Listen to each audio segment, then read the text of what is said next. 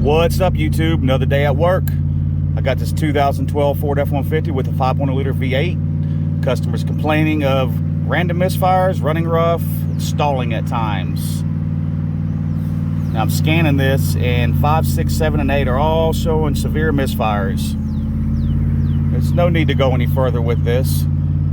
If you look at the other cylinders, 1, 2, 3, and 4, they're really showing no misfires. And the reason why it's showing misfires on all those cylinders is because all those cylinders, 5, 6, 7, 8, are on one bank. Typical Ford broken cam phaser and timing chain guides. It's been a problem for years, not just in the 5.0. All their V8s over the last, I'd say 10, 15 years have had this issue. So anyways, no need to go any deeper into this. I'm gonna let him know what's up. Probably recommend an engine.